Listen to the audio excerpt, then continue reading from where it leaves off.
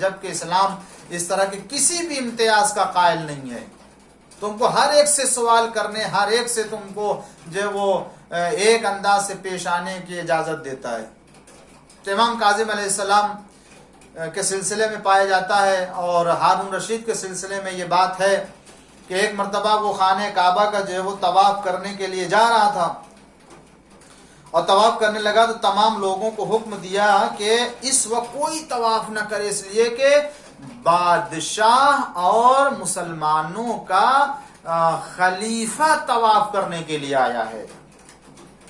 اور ادھر جیسے ہی ہارون رشید نے جیسے ہی طواف شروع کیا، ویسے ہی ایک مرد عرب کو دیکھا کسی نے کہ وہ آ کر کے اسی کے ساتھ آگے آگے طواف کرنا شروع کر دیا.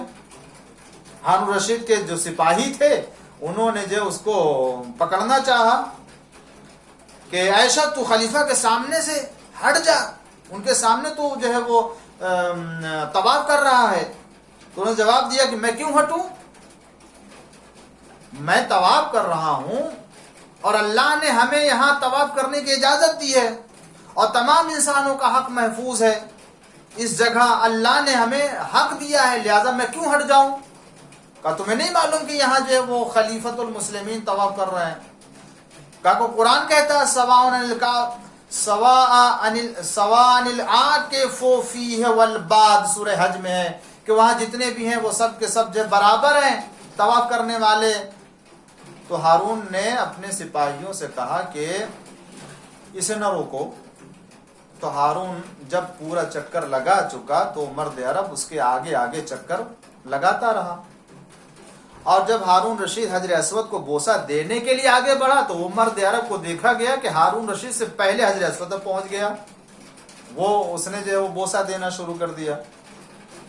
آج ہارون رشید جب وہاں سے ہٹا مقام ابراہیم کے پاس آیا کہ وہاں جا کے 2 رکعت نماز پڑھے طواف کے بعد، تو دیکھا ہارون رشید کے آگے وہ مرد عرب کھڑا ہو گیا اور 2 رکعت نماز مقام ابراہیم پر جو ہے اس نے پڑھی.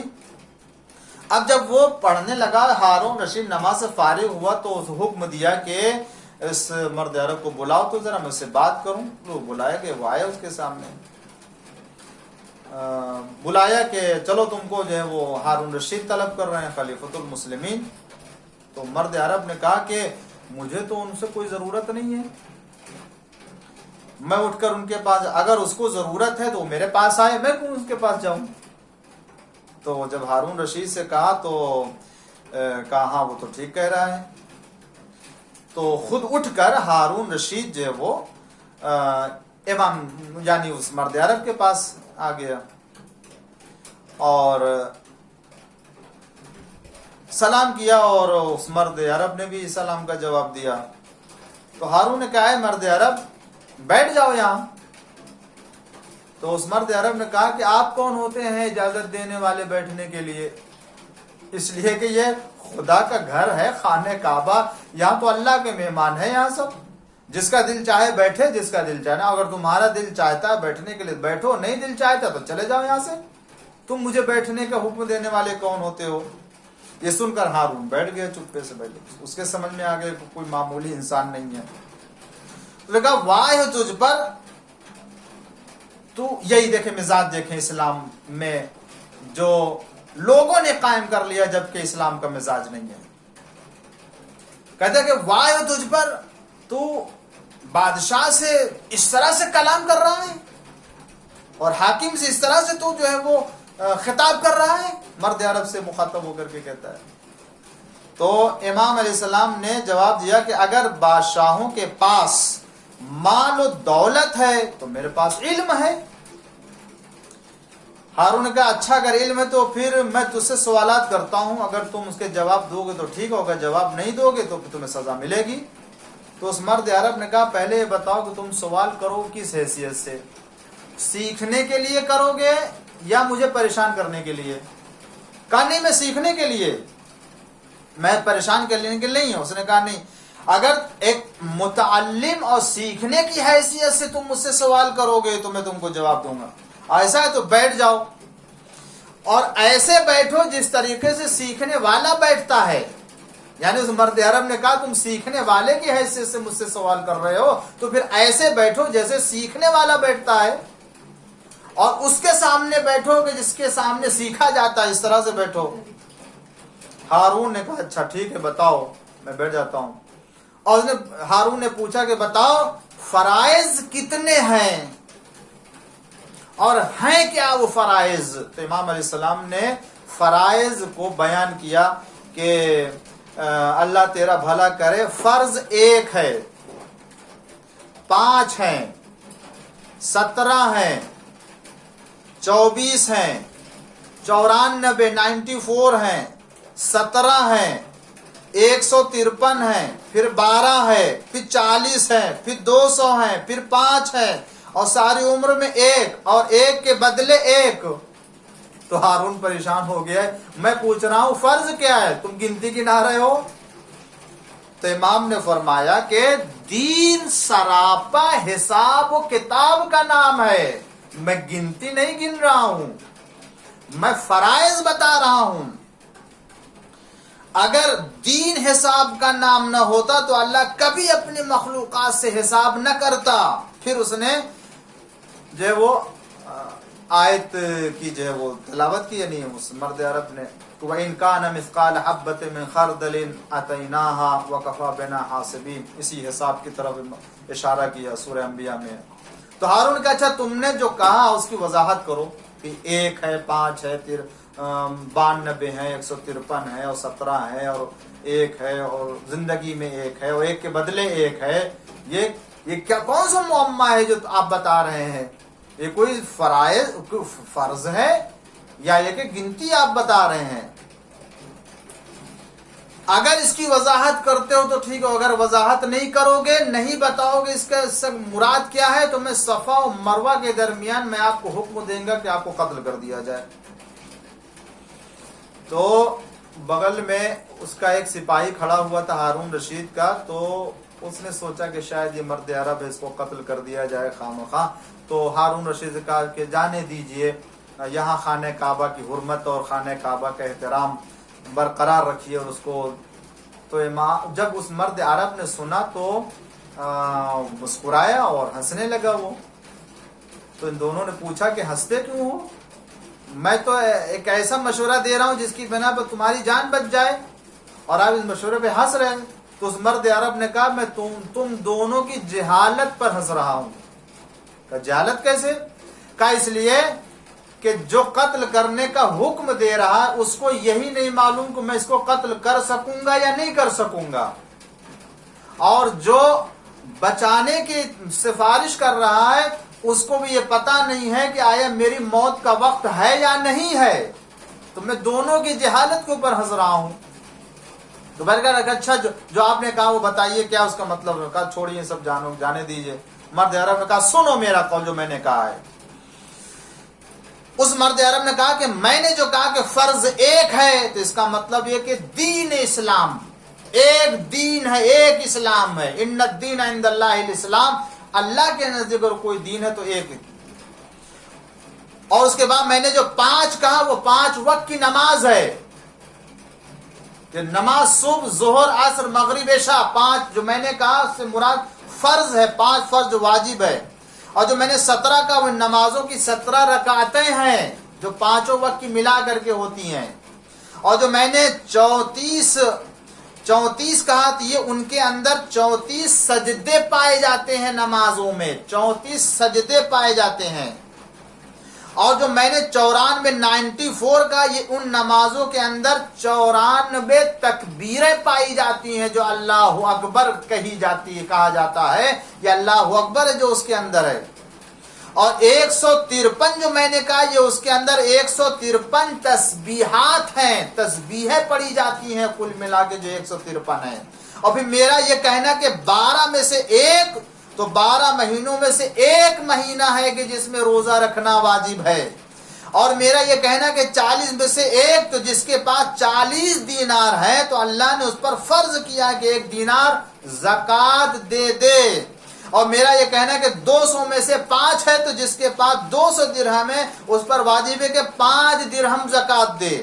اور میرا یہ کہنا کہ عمر بھر میں 1 ہے تو وہ ساری عمر میں ایک مرتبہ حج واجب ہوتا ہے. اور میں نے کہا کہ ایک کے بدلے ایک ہے تو اس کا مطلب ہے کہ اگر کوئی کسی کو قتل کر دے تو اس کے بدلے میں ایک ہی کو قتل کیا جائے گا.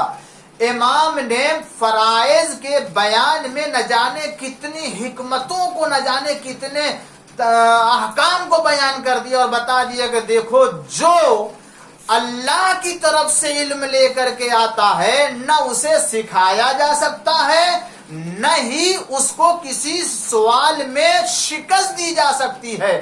ایک سوال کیا تھا کہ کچھ فرض بتاؤ، امام نے سارے فرائض بتا کر کے احکام کی تعلیمات بھی دے دی، سارے فرائض بھی بیان کر دیے اور بتا دیے کہ عالم آل محمد کی یہ خصوصیت ہوتی ہے. ایک صلوات پڑھ دیجئے محمد و آل محمد پر. اللہم صلی علی محمد و آل محمد. بہرحال تو یہ مرد عرب کے عنوان سے اس کو تو معلوم نہیں تھا یہ کون ہے، لیکن بعد میں جو ہے وہ جب معلوم ہوا کہ تحقیق کیجئے وہ جانے لگے تو پوچھا کہ یہ کون، تو پتہ چلا کہ یہ کوئی اور نہیں ہے بلکہ فرزند امام جعفر صادق، امام موسی کاظم باب الحوائج ہیں، کہ جو آ کر کے آپ نے اپنے عمل سے، کردار سے اور اپنی سیرت سے بتا دیا کہ دیکھو یہ خانہ خدا ہے، یہ خدا کا گھر ہے اور اس گھر میں ہر شخص کو حق دیا گیا ہے وہ کہیں بھی رہ کے طواف کرے کسی بھی جگہ، یعنی وہ طواف کے حدود کا خیال کرتے ہوئے طواف کرے. کوئی کسی کے آگے آ جا رہا ہے، کوئی کسی کے پیچھے، یہ دیکھا جائے گا کہ آیا یہ خدا کے نزدیک محترم ہے یا نہیں ہے. اور جو خدا کے نزدیک محترم ہوتا ہے یہ اعلان نہیں کیا جاتا ہے کہ آج کوئی طواف نہیں کرے گا، یا یہ کہ دیکھو خلیفۃ المسلمین طواف کرنے کے لیے خانہ خدا میں وارد ہوا لہذا تم سب کو چاہیے کہ راستہ دے دو. یہ نہیں ہے. جو واقعی صاحب علم شرف ہوتا ہے اس کا روب خود لوگوں کے دلوں کے اوپر اتنا ہوتا ہے کہ وہ راستہ دے دیتے ہیں طواف کرنے کے لیے، حجر اسود پر جانے کے لیے. جیسا کہ امام سجاد علیہ السلام کے لیے ہوا تھا کہ جب اس کے پہلے خلیفہ طواف کرنا اتنا ازدحام تھا کہ وہ چل نہیں سکتا تھا، لیکن اسی کے درمیان جب امام کی سواری آتی ہے تو اتنی راحت سے، آرام سے آپ طواف کرتے ہیں اور حجر اسود تک پہنچ جاتے ہیں کہ کسی طرح کی کوئی مزاحمت نہیں ہوتی. انہیں نہیں معلوم ہے، یہ دنیا والے ہیں کہ جو اپنے قدرت اور اقتدار کی بنا پر راستہ بنانا چاہتے ہیں. یہ وہ ہیں کہ جن کو خانہ کعبہ پہچانتا ہے، حجر اسود پہچانتا ہے، یہ خود ان کو اپنی طرف آنے کے لیے راستہ دے دیتا ہے. تو لوگوں کی کیا بات ہے. ایک صلوات پڑھ دیجئے محمد و آل محمد. اللہم صلی علی محمد و آل محمد. مگر امام نے اپنے اس عمل سے بتا دے کہ دیکھو اسلام میں کسی کو کسی پر برتری حاصل نہیں ہے. اگر برتری ہے تو تقوی، علم، اسی لیے آپ نے علم ظاہر کر کے بتایا. عزیزان گرامی، تو میں نے آپ کی خدمت میں عرض کیا کہ جو اسلام کی فکر ہے وہ یہ کہ تم گفتگو کرو، باتیں سنو. اگر تم کو مطمئن اطمینان نہیں ہے کہ تم جس راستے کے اوپر، اس راستے کے اوپر جو ہے وہ ساری جو ہے وہ اطمینان کے اسباب پائے جاتے ہیں یا نہیں پائے جاتے ہیں، تو تم دوسروں کے افکار اور دوسروں کے نظریات کی طرف توجہ کرو، اس میں سے دیکھو جو احسن ہے اس کا انتخاب کرو. کہ خداوند عالم فرماتا ہے، کیا فرماتا ہے کہ اے میرے پیغمبر ایسے لوگوں کو بشارت دے دیجئے کہ جو باتوں کو سنتے ہیں اور جو بات میں سب سے اچھی گفتگو ہوتی ہے، جو اچھی فکر ہوتی ہے، اس کا انتخاب کر لیتے ہیں. اور یہی صاحبان عقل بھی ہیں، یہی صاحبان ہدایت بھی ہیں. تو قرآن کی نگاہ میں اچھی فکر اور حق والی فکر کے انتخاب کرنے والے کو صاحب ہدایت کہا گیا ہے اور صاحب عقل کہا گیا ہے. اسی لیے جن لوگوں نے اپنے کو اہل بیت کے دامن سے منسلک کر لیا اور جو در اہل بیت کے شیدائی بن گئے، اور جنہوں نے اپنے عقائد کو اہل بیت علیہ السلام کے عقائد سے ملا دیا اور اپنے عقائد وہی رکھے جو اہل بیت علیہ السلام نے بتایا، یہ لوگ صاحب ہدایت اور صاحب عقل ہیں. انہی کو قرآن نے صاحب عقل کہا، اس لیے کہ جب ان سے بڑھ کے نہ کوئی دنیا میں صاحب عقل ہے، نہ صاحب ہدایت ہے، تو نہ صاحب شرف ہے، تو جب کوئی دنیا میں صاحب ہدایت و صاحب عقل نہیں ہے تو پھر کسی اور کی فکر و کسی اور کی رائے حقیقت سے قریب بھی نہیں ہو سکتی ہے۔ لہذا اہل بیت علیہ السلام کی فکر جہاں ہوگی وہاں حق ہے، اور جہاں ان کی فکر اور ان کا عقیدہ ان کی رائے نہیں ہوگی وہ باطل ہے، اس لیے کہ اہل بیت ہی حق ہیں۔ رسول نے فرمایا ہے کیا کہ حق علی کے ساتھ ہے، علی حق کے ساتھ ہیں، اور دعا فرمائی کہ پروردگار حق کو ادھر موڑ دے جدھر علی مڑے، یعنی جدھر علی جائیں ادھر حق، تو جدھر علی اور اولاد علی ہوں گے ادھر صحیح فکر پائی جا رہی ہوگی۔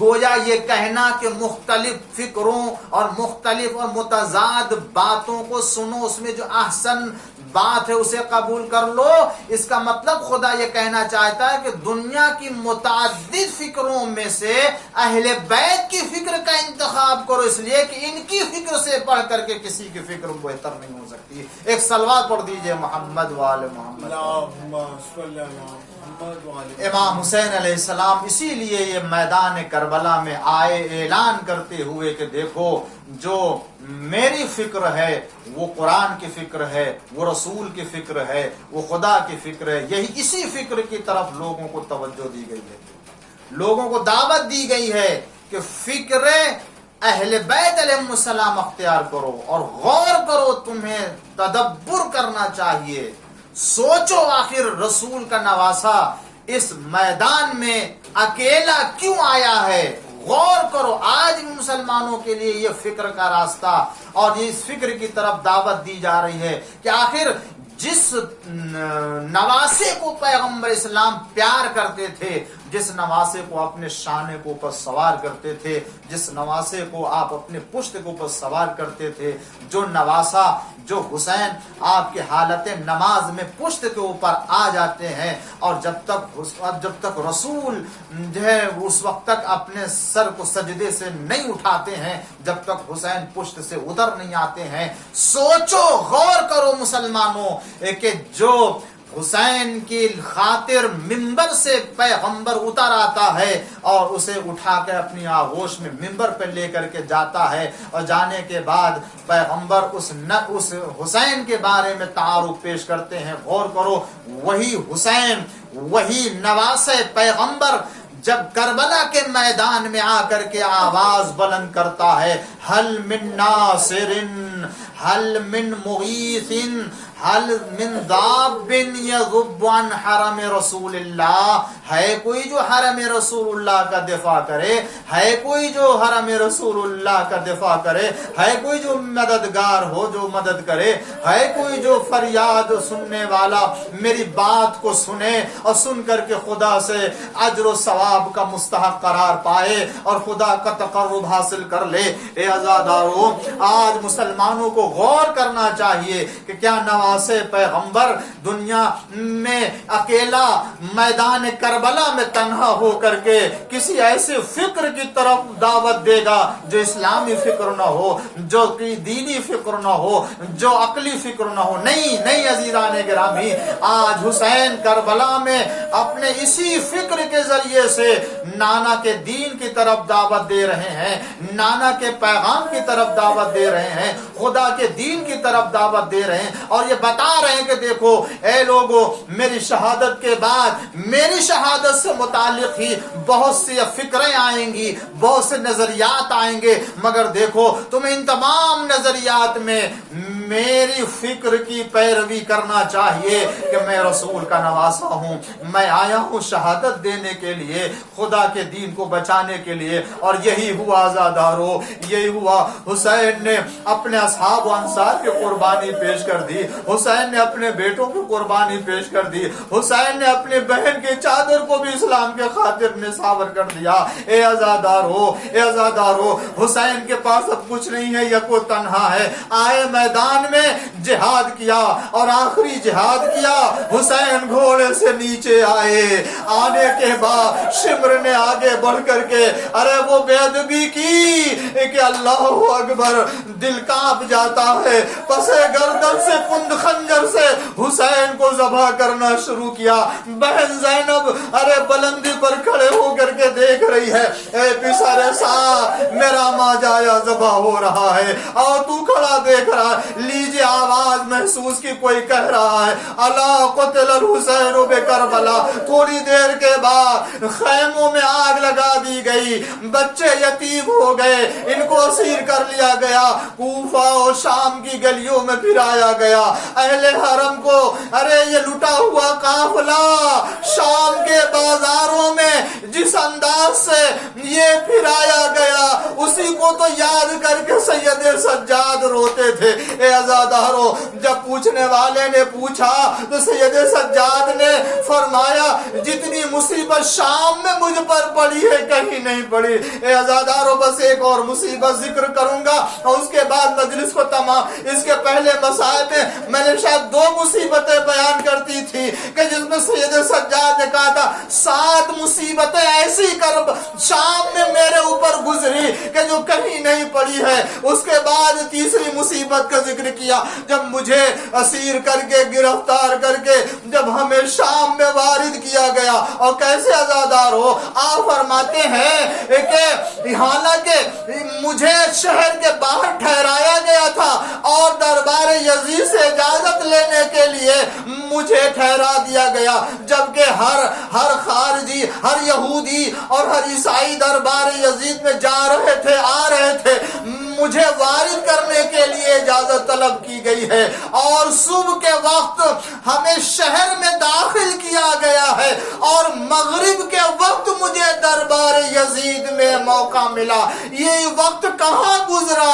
इमाम सज्जाद फरमाते, मुझे जब शहर में दाखिल किया गया तो शहर के तमाम महल्लों से हमें गुजारा जा रहा था और हर जगह से हमें फिराया जा रहा था, ताकि देख ले कि ये वो खारजी हैं कि जिन्होंने यजीद के ऊपर खुरूज किया था। और कहा जा रहा था इनकी इस्लाम में कोई इज्जत नहीं है, ये खारजी हैं। अरे अजीजो, सैयद सज्जाद फरमाते हैं दूसरी मुसीबत मेरे ऊपर वो थी कि शाम के घरों के छतों के ऊपर लोग खड़े होकर तमाशा देख रहे थे और इन लोगों के हाथों में किसी के गर्म पानी है और किसी के हाथ में आग है। वो आग हमारे ऊपर फेंक रहे हैं, गर्म पानी भी फेंक रहे हैं और एक आग मेरे सर पे आगे गिरी तो अमामा जला।